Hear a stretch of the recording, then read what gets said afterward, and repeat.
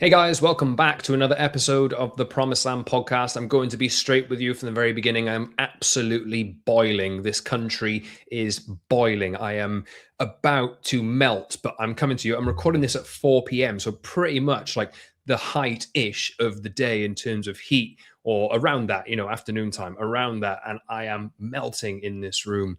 And people are melting on social media. And I'm continuing my crusade this week, it seems, of trying to talk some sense into people because no, it's not the end of the world if United don't end up signing Matheus Fernandes. We are currently in the end game of this, I will say. I've just been listening to Ben Jacobs talk about this, and he's essentially said that it could be highest bidder wins. We've had Fabrizio Romano saying it could be highest bidder wins.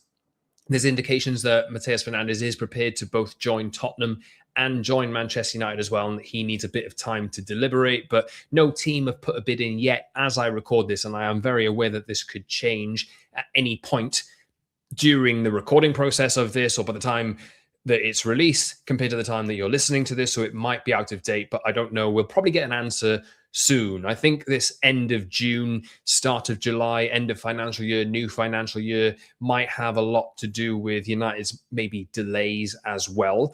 But look, I think we just have to wait and see. For what it's worth, I'll just put out what I think here.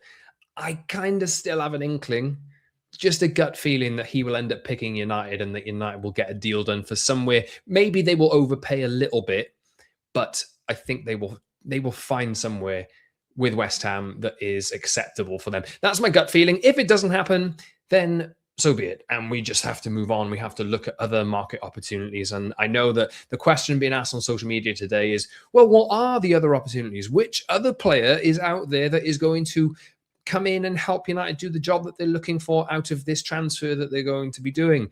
There are plenty other footballers in the world. I know that Premier League experience is a big thing, but United have showed over the past couple of years that they can actually spot talent from other leagues as well. And what I'm going to do on this specific episode of the podcast today is talk about that a little bit, because that tactic in the transfer market is something that Omar Berrada has literally told us United will be looking to do this month. It is the end of June. He did an interview with Andy Mitten recorded on June the 2nd. It's literally 3 weeks. 3 weeks later, 3.5 weeks later.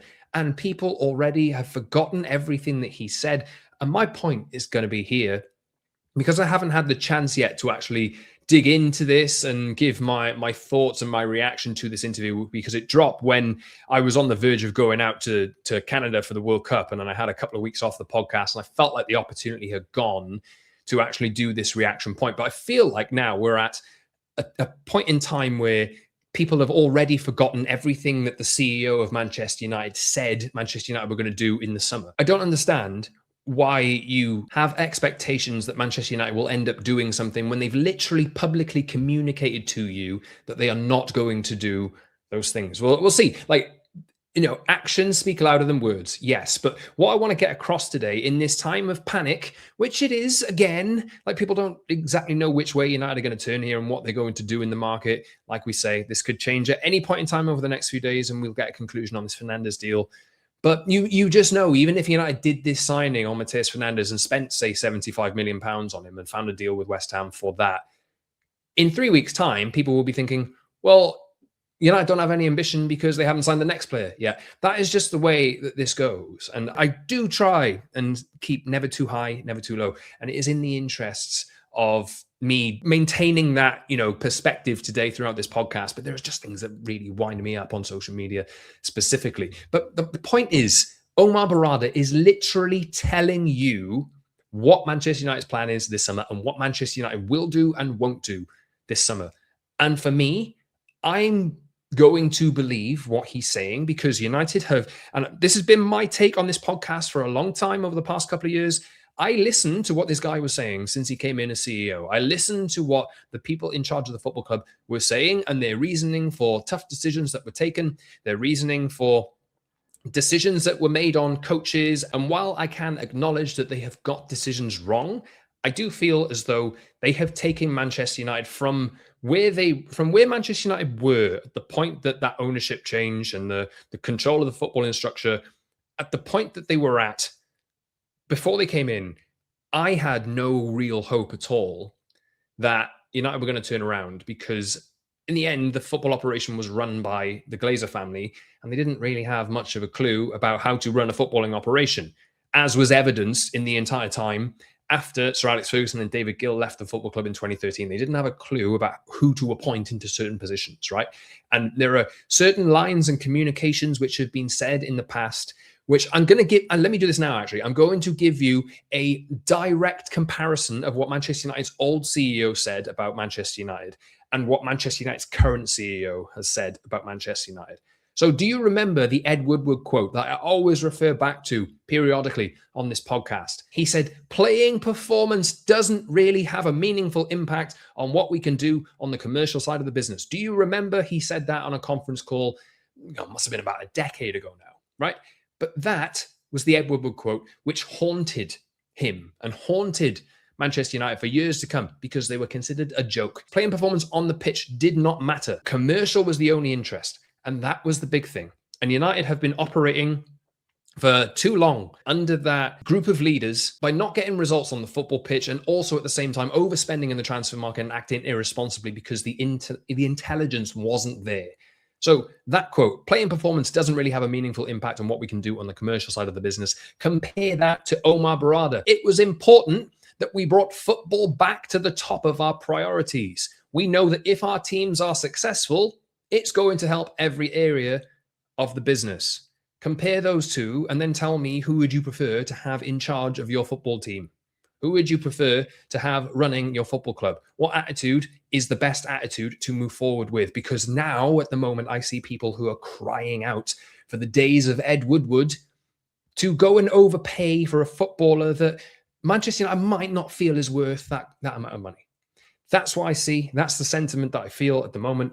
And again, it's on social media, but it does bleed into real life. And I do just want to say, whether you agree with how I come at things or not, if you don't, hopefully this is a fresh perspective and you have an open mind. I am aware we are in a world at the moment which is very, very black and white and definitive.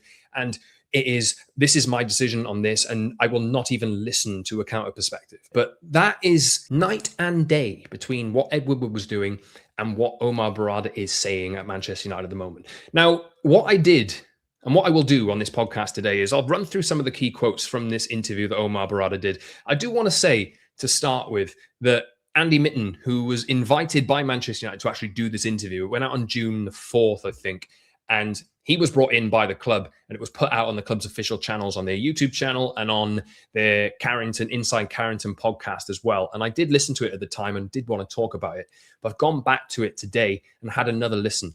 I put out then on social media thinking about what I would do for today's episode. And I said on social media, I put out a poll.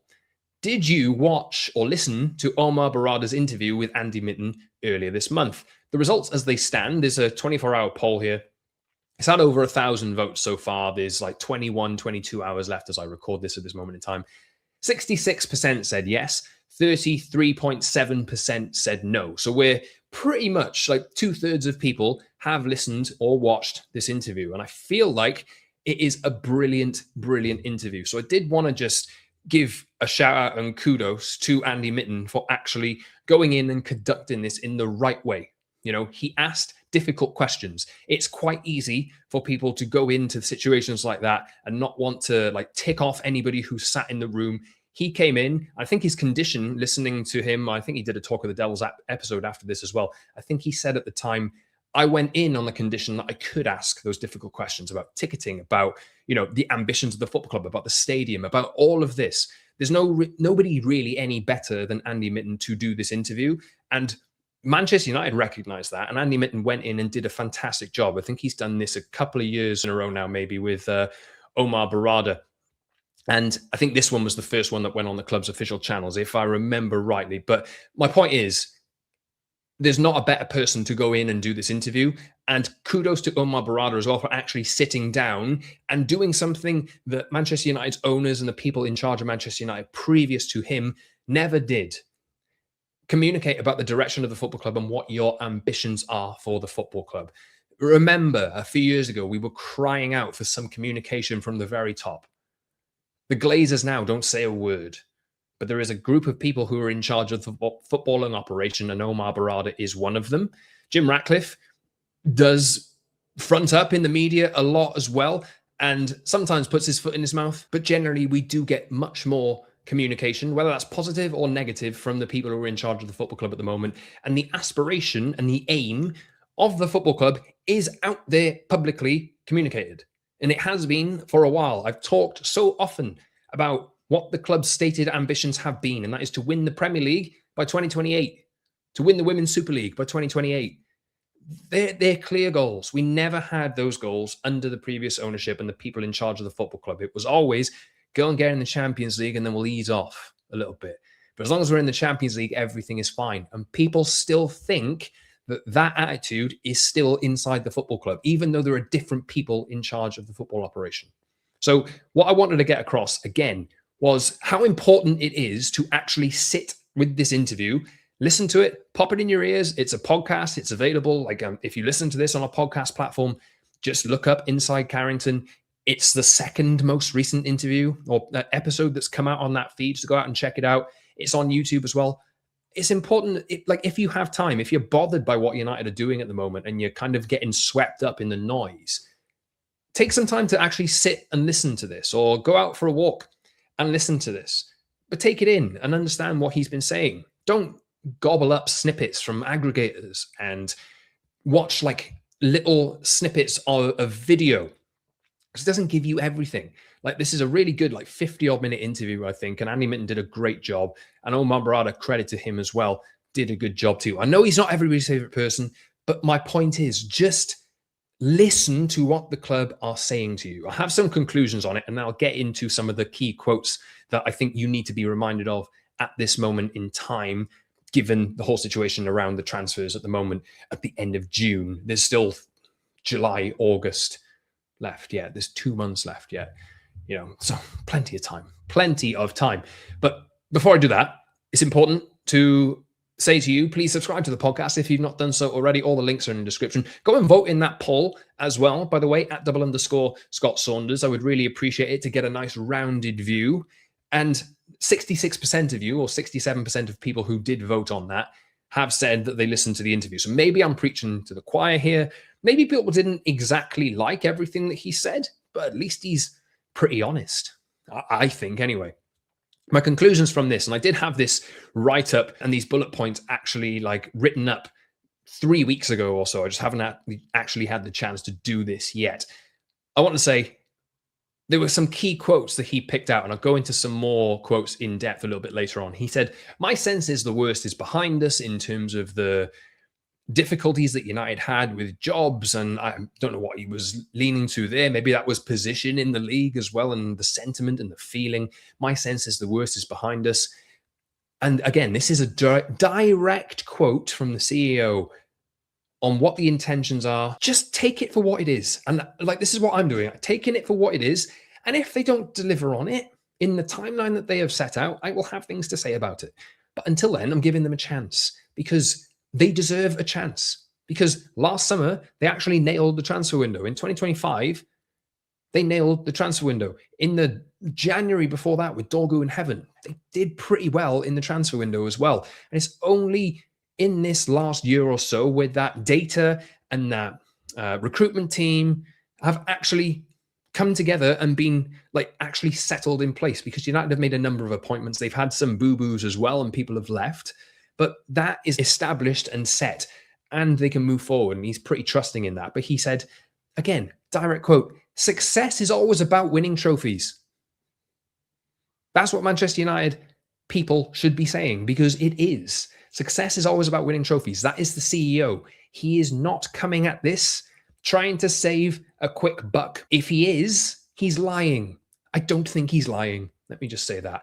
He said on the transfer window, the template will be replicated in terms of this transfer window coming. Agile, flexible, clear plan, and have to be disciplined. The quality of the decisions will continue to improve as the team settles. He did say something interesting about contacts in Africa and South America, and how maybe that made me think that perhaps United are going to go and explore that a little bit more. We know that United have signed a few players from those parts of the world already who haven't broken into the first team yet.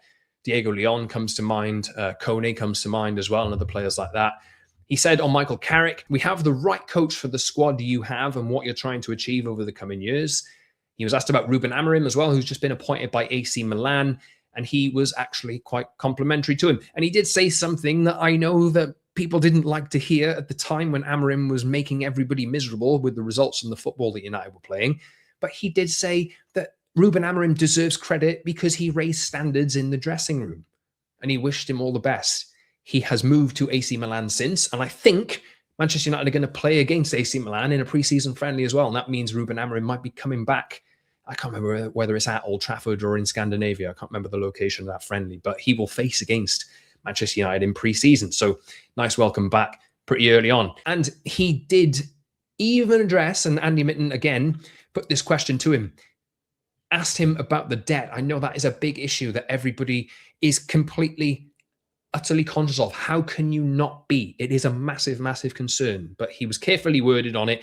He was complimentary of the Glazers. And I will say that I don't agree with those kind of comments, given how Manchester United have been run over the past 20 years. It's 2005, right? So 21 years or whatever it is. United have been eroded from the inside by the people who are owning the football club and are running or have been running the football club. But he has to say that. He has to say that.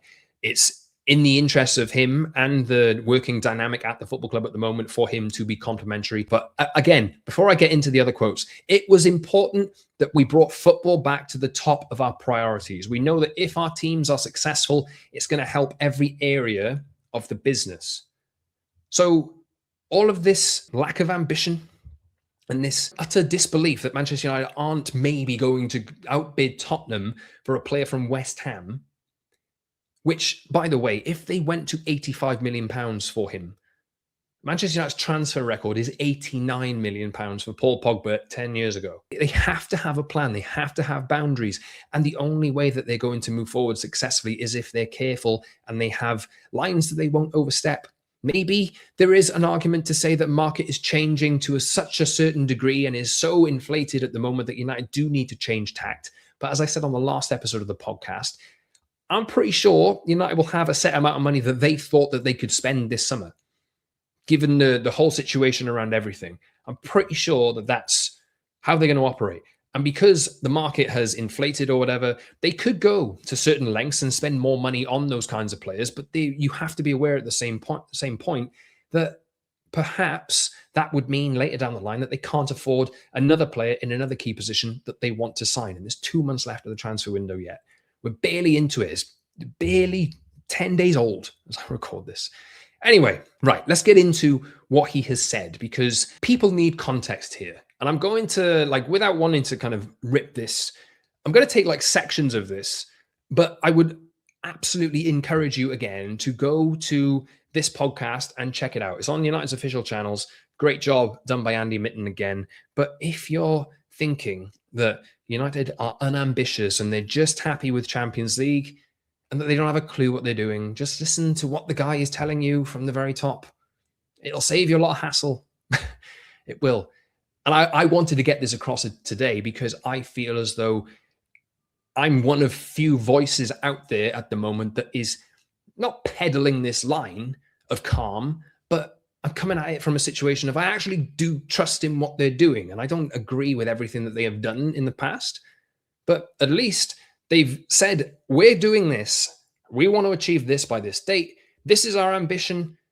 And that's all I'm tracking them on. If they come 15th in 2 years' time, then I will say, yes, they've absolutely failed. If they fail this transfer window in September and they don't get the players that I think that they need to get, that they have said or intimated in the press that they want to sign, I will look at the situation and think that that squad is too lean to be able to deal with 4 competitions. I will come out and say that.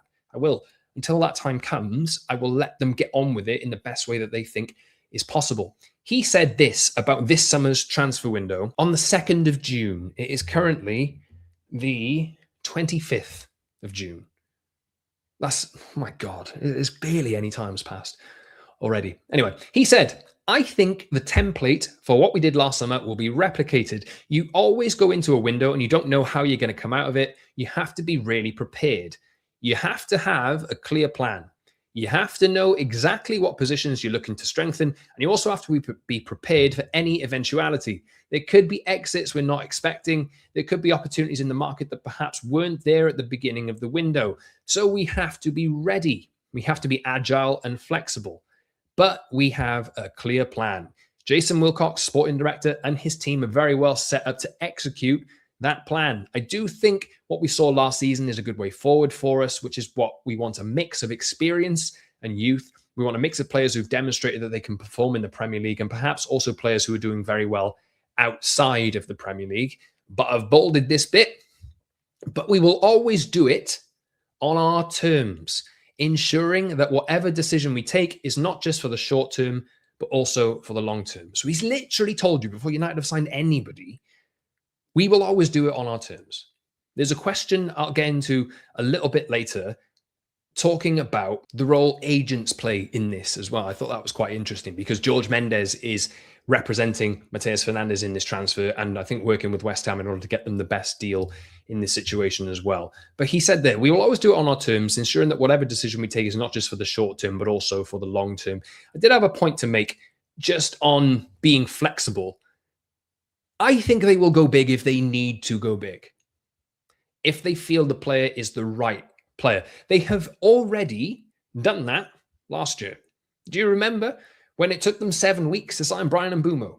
When he gave his preference to join Manchester United and we thought that we would get him for around 60 odd million quid, and they ended up paying 71. And it was considered at the time that it was an overspend. There was even rumours that he was on £300,000 a week, which was absolute nonsense at the end. But they also, with Sesko, they went head-to-head with Newcastle. I think there were other clubs who were kind of interested. Arsenal had the Gyökeres versus Sesko decision, went with Gyökeres. United went with Sesko. And there was criticism at that point in time as well that they'd overpaid for Benjamin Sesko because he was an untried, essentially, player from the Bundesliga. United have signed players from the Bundesliga in the past, and they turned out to be duds. So United took a big risk. There was criticism at the time for them overpaying for Sesko as well. It's only a year ago, less than a year ago, guys. The same criticisms existed then. So I don't understand why we're back at this point. Just because United aren't going to look to break their transfer record to sign a player that, again, I like and is really good, and I do still hope he joins, but is 21 years old and has played for Southampton and West Ham, and he's going for £85 million. If it's 60 million, which is why I think United are in the race in the first place, if it was 60 million, I'd be all over it. But you've got to find value. That's what the first quote that I wanted to come out with, without wanting to absolutely take so many parts of this that it makes it pointless to go and watch the other interview or the actual interview itself. So please go and watch it, like I say. Barada then went on to reiterate what the idea of success is. At Manchester United, success is always measured by winning trophies, which is the line that everybody needs to hear. That's what Manchester United need to be doing. They haven't won enough trophies over the last decade or so. We know that, right? That's what we're about. It's about winning. It's about success across the men's team, the women's team, and the academy as well. Our aim next season, this season coming, is to be more competitive in all competitions. We're going to be playing in the Champions League, so there's going to be increased demand on the squad. So he's saying there and acknowledging that the squad is going to be under more stress. So maybe it's a hint that they will need a bigger squad to be able to compete with all the competitions. I don't know. Jump into conclusions. But we believe that we have the right coach, the right players, and the right setup around the men's first team to be able to compete in the Champions League, get closer to competing to win the Premier League, and also to do well in the domestic cups. That's what he's saying. That's what United feel at the moment, right? That is the layout and the ambition for next season. It's unreasonable to go and think that United will go and win the league next season. I do have a little bit of hope that they could be involved in the title challenge if things go well and if they sign the right players and the right profiles and have a big enough squad this summer. If they get the summer transfer window right, I feel like there might be a chance that they could push on and do that. But the proof is in the pudding, right? We've seen plenty of teams, and United last season before last, had a lot of issues dealing with Europe and with the Premier League at the same time. Something ended up suffering, and the Premier League has suffered for far too long. United have been nowhere near a title for 13 years. That does have to change, but it's trending in that direction. And what Manchester United want to do is trend in that direction. And this is your CEO, or Manchester United CEO, telling you this. On the agent's quote, he said, and again, I'll jump back to this Fernandes point. The whole thing about this at the moment, West Ham have just had a cash injection of around £90 million, I think. So that line about them needing to raise £150 million by the end of the financial year, June the 30th, that situation has since changed. So it does explain a little bit why West Ham are able to, up the ante a little bit and start demanding more than perhaps we had and Manchester United had initially thought they would for Matheus Fernandes. It does seem to explain that. But George Mendes is in this deal as well. And I think he will be a part of a lot of deals. He has been in the past too. He was part of the Lenny Yoro deal when United overpaid for Lenny Yoro. Do you remember that as well? A couple of years ago, they overpaid for Lenny Yoro. They overpaid for Mamadou Ugarte as well. Everybody can look at that now and say that that was a mistake. But again, the full recruitment team wasn't in place by the point that Ugarte had signed. It was still a work in progress. So I understand if mistakes are made. The 2-year rule means that Ugarte surely has to leave this year. But George Mendes and Matheus Fernandes are interlinked at the moment, and he is there having to get the most money possible for West Ham and the player. Barada said in response to, I think it was something along the lines of a question about agents trying to fleece the football club. We have to be really disciplined. It's simple. We have a plan. We know what we can invest, and we have to stick to that. In some cases, we may decide to make an investment knowing it's the right thing, not just for the next 2 or 3 years, but for the next 10 years. Clearly, we need to stay very focused on what we're trying to achieve. It's very important that you don't let the market or the agents dictate what we should be doing. Does that sound familiar at this moment in time now? He said this at the start of June. We're on June 25th at the moment. He literally said that a few weeks ago. Is that case not currently playing out right now?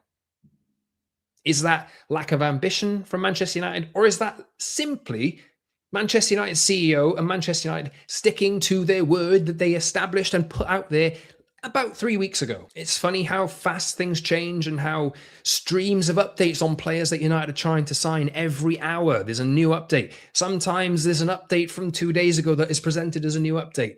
It makes people go crazy, and it creates a huge impatience in people because they want everything done yesterday. We're not in at the moment, like patience is a quality that has been lost, I think, in the modern age. Like people's attention spans are so small at this moment in time. No matter if they miss out on one player or if they don't want to go to the ends of the earth to do this deal, then trust that they might have a plan about somebody else from, I don't know, the Dutch league or from the French league that they could go and bring in if Premier League prices are getting so outrageous. Maybe they fall back on the data. Maybe they look at doing things a different way. But it's all in the framework of what Omar Berrada has established and said. He went on to say, when I look at the football leadership team, plus the investment we've made in Michael Sansoni's team on the data side, we're in pretty good shape. I think the quality of the decisions will continue to improve as the team settles and we continue investing in those areas. He was also asked about the noise, and so much noise. I try to block it out. It's quite volatile. You win 2 or 3 games in a row and suddenly people think you're going to win the Premier League by 10 points. You lose a couple of games and then it's the opposite reaction. I always try to extricate myself from it and leave the emotions out. We have a plan and continue to execute what we've been moving towards, and we have to continue that. It's a massive club. There are tons of opinions and an enormous amount of scrutiny on everything we do. We just have to stay focused on what our targets are. The only reason that I have come to you with this podcast today is because I felt like those comments, which were said 3 weeks ago, are actually worth a reminder of at this moment in time. Now, I verbalized a lot of what Barada has said. It was like, this is a small section of the conversation that he had with Andy Mitten on this podcast. It's on the club's official channels. Go and check it out. If you've not listened to it already and you're getting a bit miffed by what United are doing in the transfer window, just go and listen to it. For me, I don't feel as though you can get upset and angry at United sticking to the plan that they have, because I think they still are, because it's not moving fast enough. Deals are getting expensive. And if there's a player later in the summer that I feel as though United do have to go to the ends of the earth for, and it's 15 or 20 million pound difference, I feel like I will come out and say, I feel like this deal is actually worth doing. But to me, I like Matheus Fernandes as a player. I would love him to join United. He still might. My gut feeling says that he still might. I could be wrong on that. But the point is that you're getting communication from people who are in charge of the football operation now at the moment. I feel as though the aspirations are in line with what my aspirations are for Manchester United. They've given us a timeline. They are working towards it. The end of last season was pretty good. The last transfer window and all through 2025, the transfer business was pretty good. I think 6 out of 6, really. Dorgu, Aiden Heaven, Cunha, Mbumo, Lamans, and Sesko, I think all 6 of them actually delivered. And I think that's a pretty strong hit rate. 100% hit rate, even though there's some doubts on maybe Dorgu at the moment and people not entirely convinced by him. You look at the value that United paid for him and you say, right, okay, I can understand why United did that. And there's still more to come. Absolutely there is. But I just feel as though they are telling you what they are planning to do. They are working towards that plan. And don't get caught up in the everyday noise of whether United are going to pay £85 million for Matheus Fernandes and if Tottenham are more ambitious than Manchester United are. I know from what I've heard from Tottenham's team that are in charge at the moment, and they've done a lot of interviews too, that what they have been planning to do hasn't really aligned with what has been happening on the pitch. They do have to go big this summer. Maybe they do beat United to Matheus Fernandes and get Sandro Tonali as well, and like credit to them if they do that. But United need restraint because everybody knows that word or that phrase of United tax. It's still a real thing. United need to get away from that and just go towards building the team in a sensible manner, getting talent in the right places, having the right blend of youth and experience, and ticking all the boxes that I want to see ticked at the moment. Look, my ambition for next season for United is to get Champions League again. I would like to see a title challenge, go deep in the Champions League if you can. Look, if you could win a domestic cup, then great. But I just want to see continuation on the path. And I feel as though the people that are in charge of the football club at the moment are telling you that their ambition is to do that. So just align the expectations with what they're telling you. And don't get lost in the social media noise. Anyway, that's it from me today. I am absolutely boiling. So I'm going to wrap it up here. Please subscribe to the podcast if you haven't done so already. Get in the comments as well. I feel as though a lot of you who are listening to this probably already do align with a lot of what I have said. But if there's people who you know that don't feel the same way and are kind of losing their mind a little bit with United, because I am aware that there's a lot of that going on at the moment, then share this podcast with them. 5-star reviews, likes on the videos on YouTube as well would be really helpful.